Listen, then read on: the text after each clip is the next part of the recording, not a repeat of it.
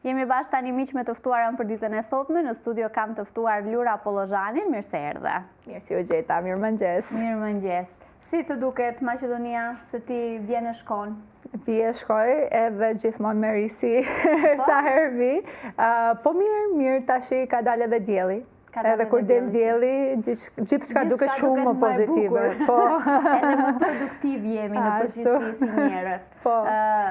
Po bisedonin për 8 marsin, si e kalove këtë vit? Unë këtë vit vendosa të pushoj për 8 mars. Ashtu ka qenë dhe thirrja.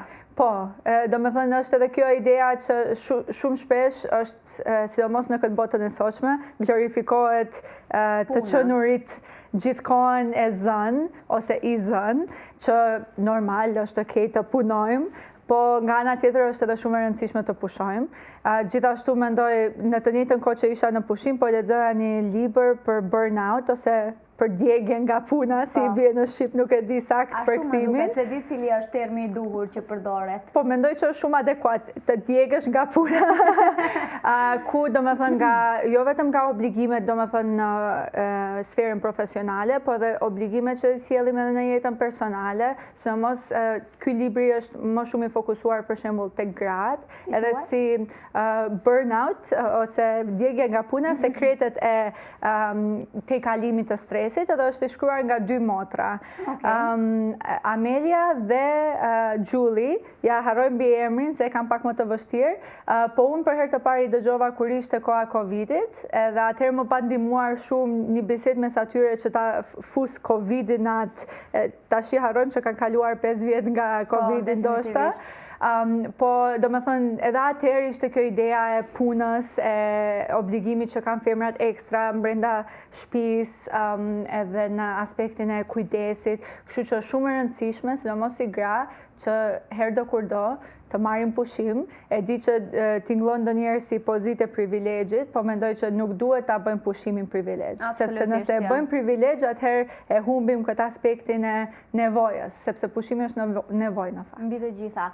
Si të zhdukur kjo thirrja e jonë e përbashkët për bojkot këtë 8 mars? Bojkot ndaj punëve të shtëpisë, bojkot i supermarketeve, bojkot i zinxhirëve të marketeve dhe lokaleve të ndryshme, bojkot i shumë gjërave të tjera të cilat në përditshmëri po na konsumojnë në një farë mënyre.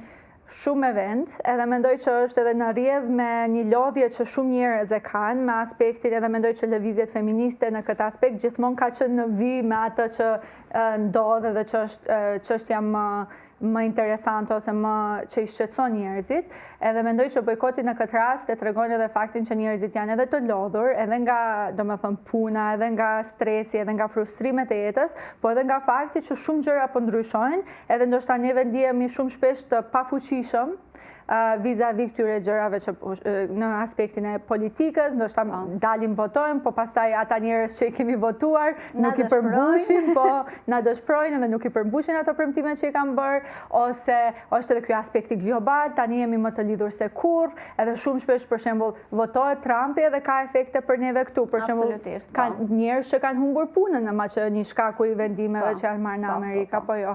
Kështu që ka shumë pasiguri edhe frustrim, edhe është koha që deri diku t'i adresojmë disa nga këto, dhe mendoj që për shembull rritja e çmimeve, rritja e domethënë kërkesave nga individi pa u shpërblyer kjo kërkesë ekstra me domethënë kompenzimin e duhur, po ashtu krijon një frustrim, edhe mendoj që gratë këtë e dinë më së miri, sepse këtë e kemi pasur historikisht edhe vazhdojmë ta kemi, domethënë ta kemi në aspektin që kemi shumë punë të papaguar, edhe ajo është puna në shtëpi, edhe jemi mësuar me këto aspektet e domethënë mundi i papaguar, edhe ndoshta jemi në atë aspekt eksperte të kësaj teme, edhe mendoj që është më se e duhur që bojkoti të jetë njëra nga mënyrat në cilën e adresojmë.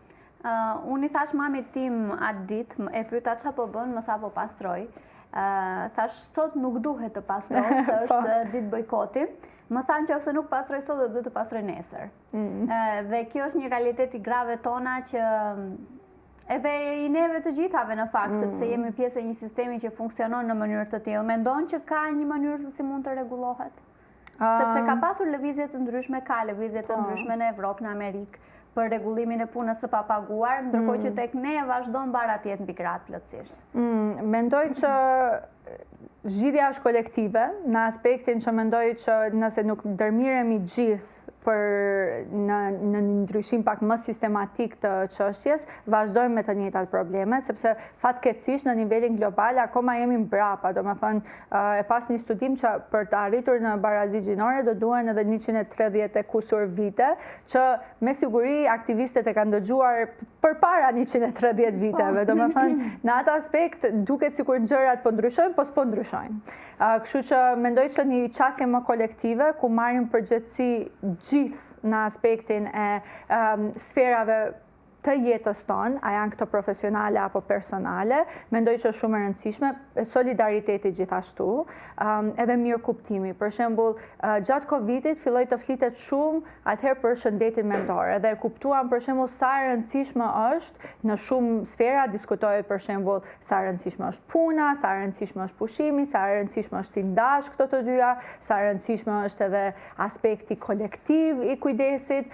Edhe unë shpresoja që mbas Covidit do i kishim gjëra ndryshe, sepse dukeshte sikur po kemi biseda që si kemi pasur më përpara. Edhe fatkeqësisht po e shoh që jemi kthyer pikërisht në kohën përpara Covidit, në aspektin e ngarkesave, në aspektin e shpejtësisë të jetës, sepse apo gjatë Covidit e pam që jeta mund të jetë më ngadalë, po, edhe nuk përfundoi, po, nuk plasi bota.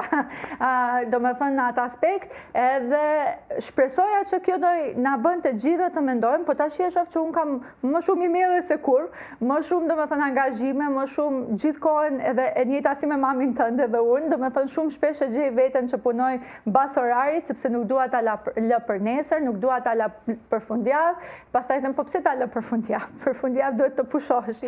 Kështu që janë disa aspekte, po pastaj është edhe kjo frika që ndoshta nuk mirë kuptohesh, ndoshta shifes si dembele, ndoshta shifes sikur nuk do të angazhohesh, kur në fakt nuk është kjo.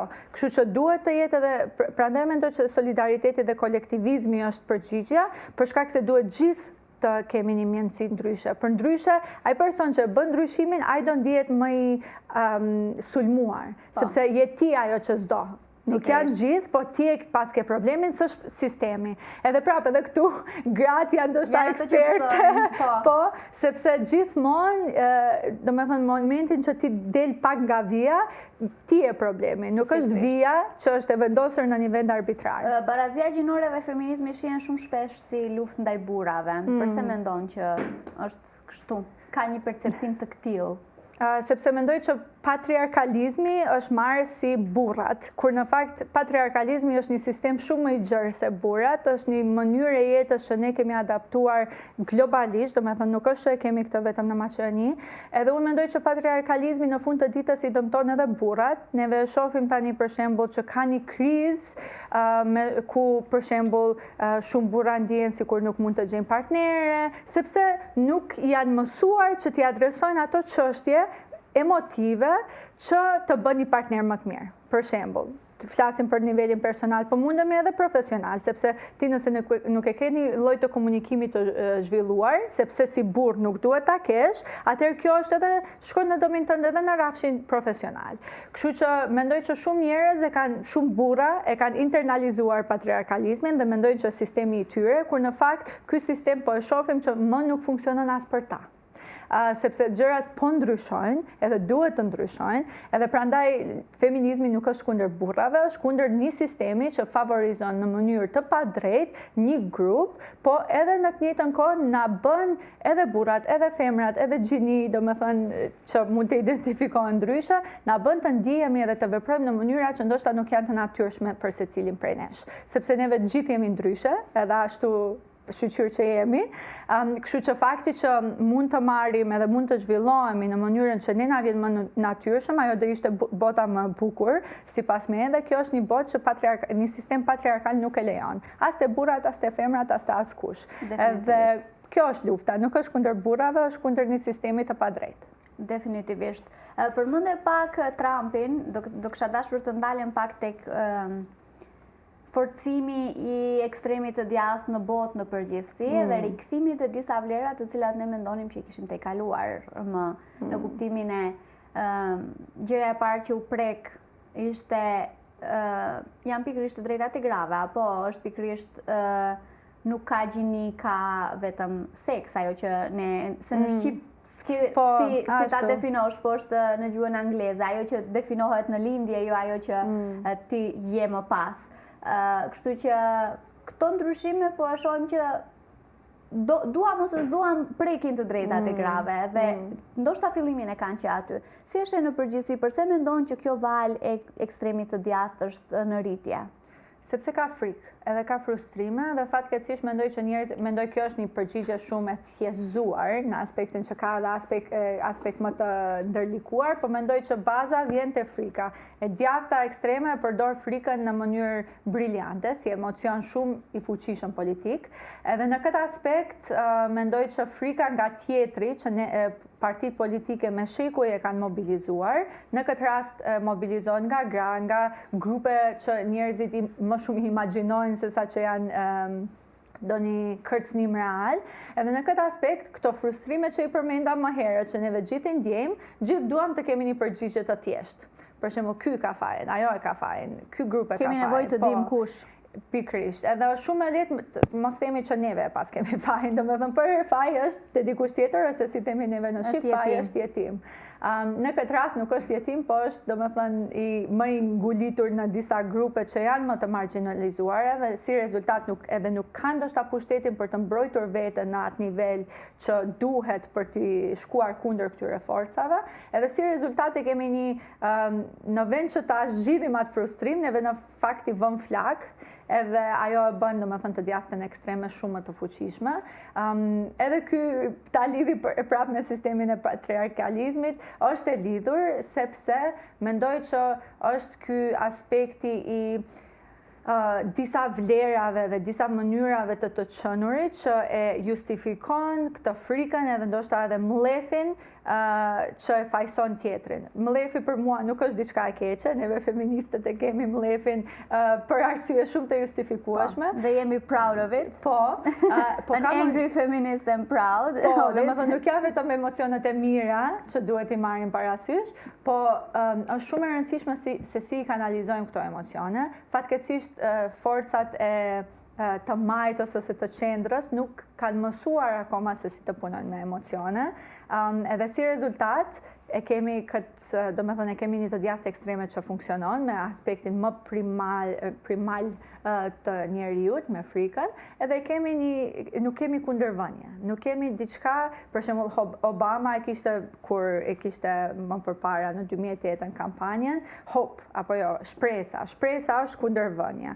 Nuk e di, për shembull, mendoj që Kamala Harris deri diku mundua ta krijojë këtë idenë e shpresës, po nuk kapi, sepse mendoj që kemi ardhur në një moment të frustrimit që ndoshta shpresa nuk është sa duhet, kemi nevojë për vepra, edhe vepra pozitive që na shohin. Domethënë qytetarët duhet të ndjehen sikur janë duke u parë nga politikanët e tyre. Edhe frika është ndoshta mënyra më e shpejtë për ta bërë këtë, po mendoj që ka edhe mënyra tjera dhe politikanët duhet të jenë pak më kreativ, shpresoj. Definitivisht.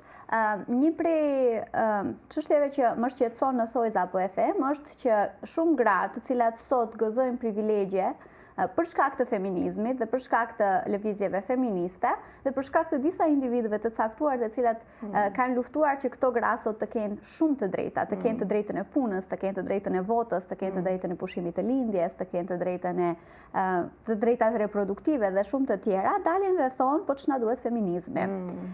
Ka një thënie që thotë nëse mendoni që feminizmi është i tepruar, cilën prej të drejtave do kishit dashur të ua marrim. Çfarë mendon në përgjithësi për këtë çështje? Mendoj që prap e kemi një sistem që na bën të mendojmë që feminizmi është armiku dhe jo patriarkalizmi, që feminizmi që është për drejtësi është armiku dhe jo padrejtësia, edhe kjo është diçka për të ardhur keq. Në këtë librin që përmenda në fillim, burnout ose djegja nga puna, përmende një sindrom që sidomos gratë e kanë, edhe në anglisht quhet human giver syndrome, ose personi që jep. Edhe mendoj që te gratë, sidomos është gjithmonë kjo idea të dhënës, do me thënë të japësh, të sakrifikosh për familjen, që nuk është problem që të japësh për familjen, sepse në fund të ditës familja është njëra nga njësitë që neve na mban, që neve na frymëzon, që na mbështet, edhe kjo është shumë bukur. Po nëse neve lidhim qënjen tonë me të dhënurit, sepse pa dhënë atëherë nuk kemi gra, atëherë nuk kemi njerëz të mirë, atëherë ky është problemi. Edhe në këtë aspekt, për shembull, flitej për si ata që e kanë human giver syndrome, shumica nga ne, shumë shpesh i shohim ato gra që nuk i bëjnë këto punë si armike, sepse thonë pse ajo nuk e bën, sepse na pengon. Po na pengon jo për shkak se ajo bën diçka gabim, po për shkak se ne jemi mësuar që mënyra se si ne e shohim veten, edhe ashtu na ka mësuar shoqëria dhe krejt sistemi, neve na vjet në pikë pyetje, edhe themi, po mundesh ka ndryshe, po si mundesh ka ndryshe? Kur neve në fakt duhet patjetër të japim. Nuk është e patjetërshme të japim, është shumë e mirë, edhe shpresoj që gjithë do japim barabartësisht në aspektin që mendoj që edhe burra duhet ta kenë këtë aspekt, sepse kemi parë me studime si jeta familjare, fëmijët rriten më mirë, kur edhe burri edhe gruaja japin kontribut të barabartë, sepse ndihet një harmoni. Kështu që në atë aspekt duhet të shifet e dhënura si aspekti më shumë i këtyre ndjenjave të bukura, se sa i një obligimi që ti nuk mund t'i ikësh kurrë. Sepse atëherë vetëm frustrime krijon edhe normal që ajo që nuk e bën të njëjtën shifet si armik. Dhe kjo është diçka që mendoj mund ta rregullojmë prapë me shpirtin solidar dhe kolektiv. Mendon që çështjet e komunitetit LGBT janë çështje feministe? Patjetër. Nuk mundet pa. Mendoj në fund të ditës feminizmi është për barazi. Edhe është për mënyrë të lirë të qenit. Edhe në këtë aspekt, mendoj që nuk mund të flasim për feminizëm të mirëfillt, pa folur edhe për të drejtat e grupit LGBTQ+. Po. Si e sheh në përgjithësi, kemi një qeveri të re në Maqedoni, jo aq progresive dhe liberale sa e kishim pak më herët, mendon që kemi bërë një hap prapa, mendon që ende është veç fillimi, mendon si parasheh ndoshta zhvillimet në të ardhmen? Kur e përmendë qeverinë e re, në fakt e para fjalë që më erdhi në ment ishte fjala zymt, sepse mendoj që ka sjellur një zymt tir, sepse mendoj që kur sillen këto frymat prap të armiqësisë, të unë kundër teje, krijohet gjithandej në gjithë shoqërinë një ndjenje diçka nuk po shkon, diçka nuk është në rregull, edhe kjo mund të jap shumë pasiguri te qytetarët. Edhe prandaj e ndjen një aspekt të zymt në shoqëri, sepse në fund të ditës neve gjithmonë nënvlerësojmë se sa shumë politika na ndikon në jetën tonë të përditshme, pa marrë parasysh a shohim lajme apo jo. Kështu që në atë aspekt mendoj që duhet të kemi ndryshim.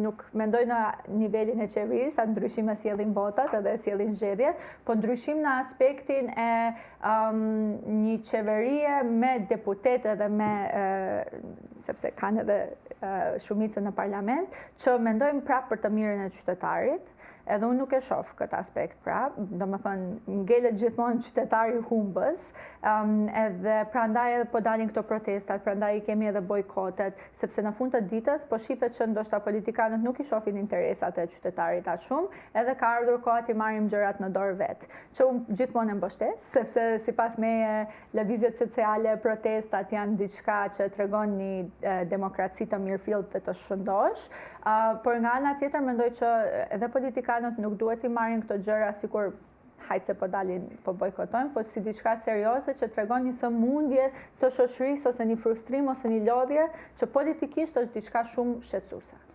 Kur jemi te politikanët, shumë shpesh shohim, sidomos në rajon Kosovë, veçanërisht në Kosovë, por edhe në Shqipëri, që politikanët shumë shpesh ju bashkangjiten lëvizjeve të grave, madje edhe protestave, ndërkohë që nuk e shohim një realitet të tillë tek ne. Në protesta unë nuk shoh politikan, nuk shoh presidentin e shtetit, presidenten tashmë, nuk shohim kryeministrin, nuk shohim, ndërkohë që Kosova zakonisht jep një shembull të mirë, për shembull në këtë drejtim, duke përfshirë sa edhe deputetët dalin në marsh në protest, thjesht për të treguar solidaritetin që edhe ata janë të interesuar për çështje gjinore dhe për të drejtat e grave sidomos. Përse mendon që qëndron kështu situata për momentin? Sepse edhe kur kishim qeverinë tjetër ka qenë njësoj. Po. Mendoj që këtu ka një averzion ndoshta ndaj kësaj çështje, nuk e di sepse dy gjëra këtu. Nëse do të jesh politikane, sidomos e mençur, dil në protesta, sepse e shohim për shembull ose në marshe, sepse e shohim që në Kosovë gratë votojnë shumë mirë. Për kundër këtu që domethënë akoma e kemi këtë varje nga kuota, që unë nuk mendoj që kvotat janë gjë e keqe as pak, por në aspektin që mendoj që duhet t'i kalojmë, edhe mendoj që ndoshta do ishte shumë më mirë për sidomos politikanet që të bëhen pjesë e këtyre marsheve, në aspektin që të inkurajojmë një kyçje sa më të madhe të grave politikane. Shpeshherë dëgjoj liderët e partive politike që thonë kërkojmë gra po suni gjejmë. Çfarë mendon për këtë? Sepse kjo është një temë shumë e bukur që unë ndonjëherë edhe realisht refuzoj ta diskutoj, sepse më duket shumë absurde, po ti çfarë mendon për këtë çështje? Për këtë çështje them, nëse doni gra, mos rrini te kafet e fshatit kur rrin veç burrat.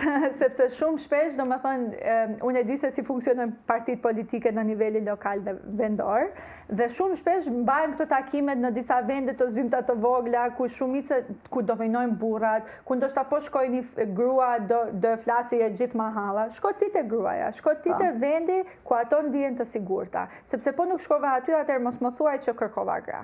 Se nuk kërkohen gratë ose njerëz ndryshe. Në këto çajtoret e mahallave për burra. Fatkeqësisht e dim se si perceptohen shumë nga këto çajtore ose shumë nga këto hapësira. E dim që për gratë këto hapësira nuk janë gjithmonë të hapura ose përkundrazi, janë shumë të mbyllura. Domethënë se janë të mbushura me shumë kuptime të ndryshme që do të thonë që nuk janë për ato. Kështu që nëse duam me të vërtetë që të arrijmë tek gratë edhe si kandidate, po edhe si votuese, do të shkojmë te hapësira atyre.